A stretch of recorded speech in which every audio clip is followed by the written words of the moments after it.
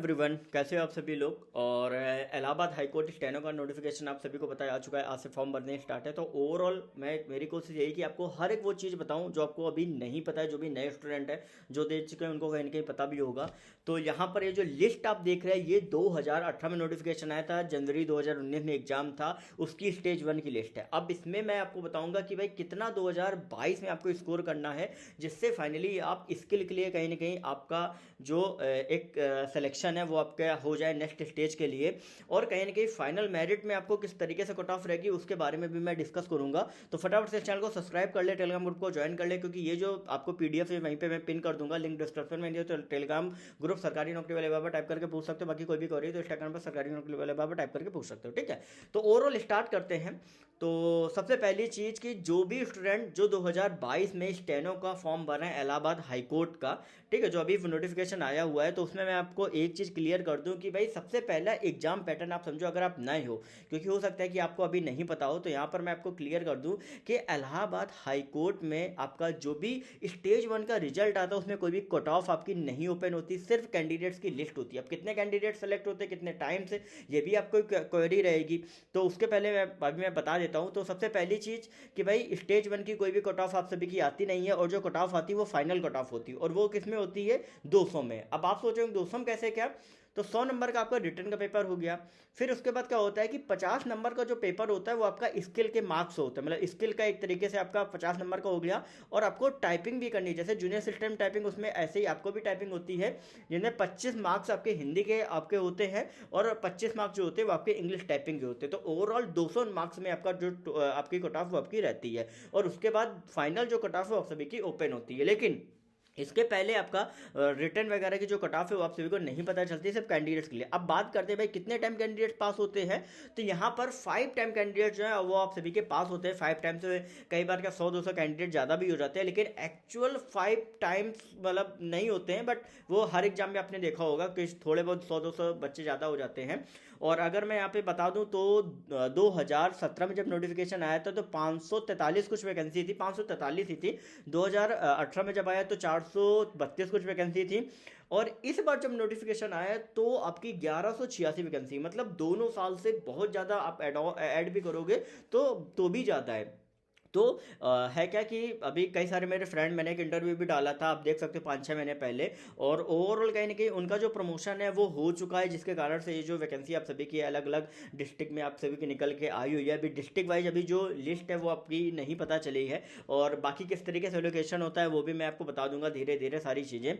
तो यहाँ पे सबसे पहले बात करते हैं कि भाई कितना सेफ स्कोर लाना चाहिए। लेकिन उसके पहले आप ये जान लो कि इस बार 1186 वैकेंसी है, तो ओवरऑल आपके लगभग 1200 मान लो अराउंड, तो 6000 बच्चे जो है वो आपकी इसके लिए पास किए जाएंगे। हो सकता है 6000 से 6200 हो सकते हैं, लेकिन 6000 मान के चलते हैं। तो 6000 के हिसाब से अगर देखा जाए तो जितने भी जनरल कैटेगरी के स्टूडेंट हैं, तो जैसा भी है मैं आपको नीचे पूरा ले आता हूँ यहाँ पे।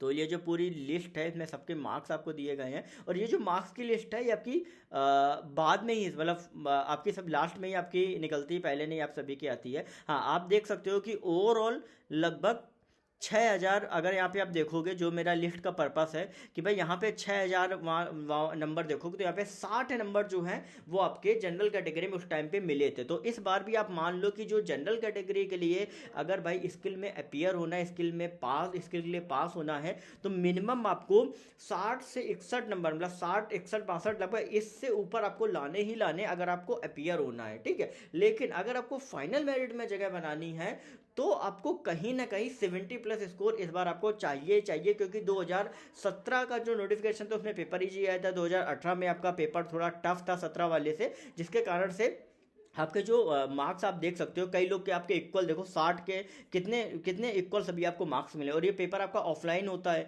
तो कहीं ना कहीं आपके आंसर की आपकी आती है तो आपको पता भी चल जाएगा कि भाई आप मेरे मार्क्स कितने बन रहे हैं। ठीक है, तो ओवरऑल 60 प्लस आपको लाने, अगर आप जनरल कैटेगरी से बिलोंग करते हो। अगर आप ओबीसी से हो तो आपको 58 प्लस लाने, 57, 58 प्लस आपको लाने हैं।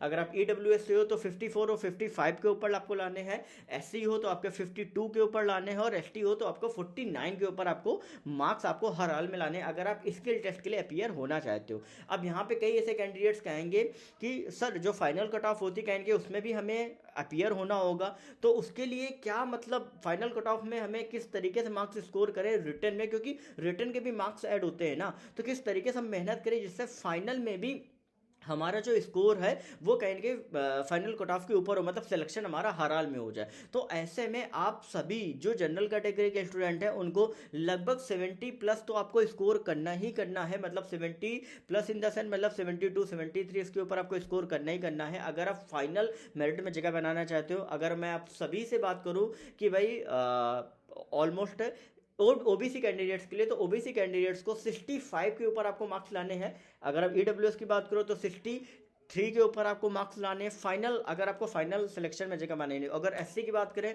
तो 59 के ऊपर मार्क्स लाने, एसटी की बात करें तो 55 के ऊपर आप सभी को मार्क्स लाने अगर आप फाइनल सिलेक्शन जो है वो आप सभी चाहते हो। ठीक है, तो ओवरऑल मैंने आपको सारे डाउट्स जो है वो मैंने क्लियर कर दिए हैं।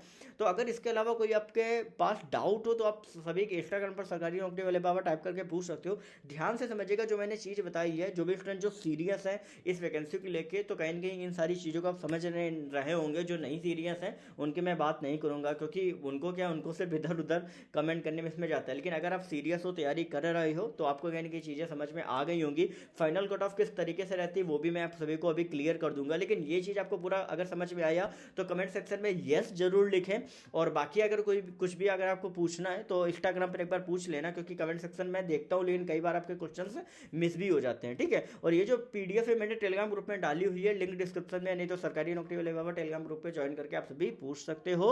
और आप सभी को ऑल द बेस्ट, अच्छे से फॉर्म भरिए, कोई भी गलती मत करना फॉर्म में, क्योंकि फॉर्म में गलती करने के बाद फिर आप सोचते हो कि यार ये इंप्रूव हो जाए, तो वो नहीं हो पाती है। ठीक है, बाकी आगे के भी प्रोसीजर मैं आपको क्लियर कर दूंगा। और अगर कुछ मदद पड़ी तो हो सकता है कि मैं बाकी जो फ्रेंड्स जो ऑलरेडी पोस्टेड है, जिनका प्रमोशन डिस्ट्रिक्ट कोर्ट में हो चुका है, जो स्टेनो है 17 बैच के, तो उनका भी एक कहीं ना कहीं आपको रेफरेंस देके कहीं ना कहीं उनका भी एक अलग क्वेश्चन का क्वेरी जो है आप सभी का सॉल्व भी करवा दूंगा अलग इंटरव्यू के माध्यम से, तो वो भी मैं कर सकता हूँ। ठीक है, तो बाकी मिलते रहेंगे आपको नेक्स्ट वीडियो।